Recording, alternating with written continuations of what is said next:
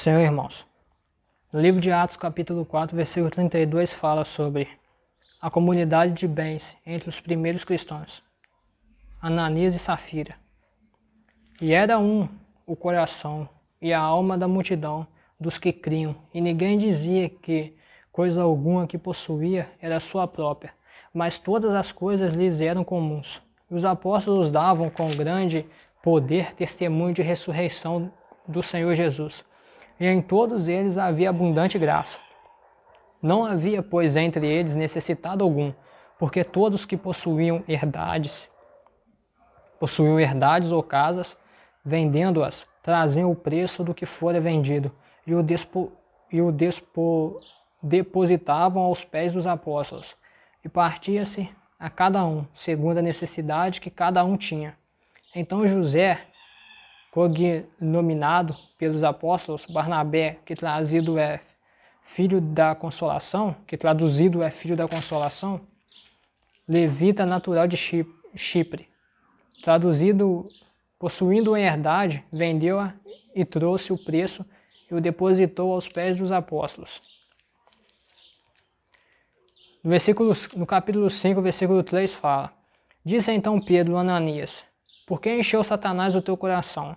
Porque mentistes ao Espírito Santo e retivestes a parte do preço da herdade. Guarda-a, não ficava para ti, guardando-a não ficava para ti, e vendida não estava em teu poder? Porque formaste este desígnio em teu coração? Não mentiste aos homens, mas a Deus.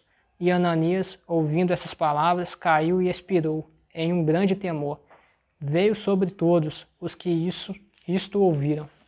Amém. Versículo 31 fala. Não é o 31. 33. Com grande poder.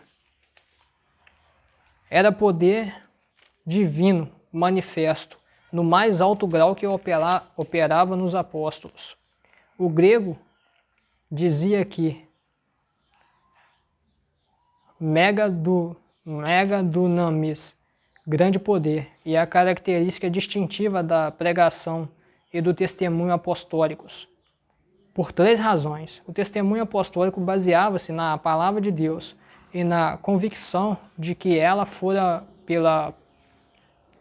dada pela inspiração do Espírito Santo. Os apóstolos tinham certeza de terem sido enviados e comissionados pelo próprio Jesus Cristo, o Senhor ressurreto. O grande poder do Espírito Santo operando nos discípulos efetuava a grande convicção nos ouvintes do Evangelho quanto ao pecado de cada um, a justiça de Cristo e o juízo divino. Hoje, o mesmo acontecerá em nossas igrejas se o Espírito operar poderosamente. Capítulo 5, versículo 3. Mentistes ao Espírito Santo. A fim de obterem prestígio e reconhecimento, Ananias e Safira mentiram diante da igreja a respeito das suas contribuições. Deus considerou um delito grave essas mentiras contra o Espírito Santo. As mortes de Ananias e Safira ficaram como exemplos perpétuos da atitude de Deus para com qualquer coração enganoso entre aqueles que professam ser cristãos. Note também que mentir ao Espírito Santo é a mesma coisa que mentir a Deus. Logo, o Espírito Santo também é Deus. Versículo 4. Porque formaste este desígnio? A raiz do pecado de Ananias e de Safira era seu amor ao dinheiro e elogio dos outros. Isto os fez tentar o Espírito Santo. Quando o amor ao dinheiro e ao aplauso dos homens tomam posse de uma pessoa, seu espírito fica vulnerável a todos os tipos de males satânicos. Como diz o livro de 1 Timóteo, capítulo 6, até o versículo 10. Ninguém pode estar cheio de amor ao dinheiro e ao mesmo tempo amar e servir a Deus. Mateus capítulo 6, versículo 24. João capítulo 5, versículo 41 fala sobre isso. No versículo 5, capítulo 5 fala: Ananias caiu e expirou. Deus feriu com severidade a Ananias e Safira, para que se manifestasse sua aversão a todo engano, mentira e desonestidade no reino de Deus. Um dos pecados mais abomináveis na igreja é enganar o povo de Deus no tocante ao nosso relacionamento com Cristo, trabalho para Ele e a dimensão do nosso ministério. Entregar-se a esse tipo de hipocrisia significa usar o sangue derramado de Cristo para exaltar e glorificar o próprio eu diante dos outros. Esse pecado desconsidera o propósito dos sofrimentos da morte de Cristo, como diz o livro de Efésios capítulo 1, versículo 4, o livro de Hebreus capítulo 13, versículo 2. E revela a honra ao Espírito Santo e merece o justo juízo de Deus.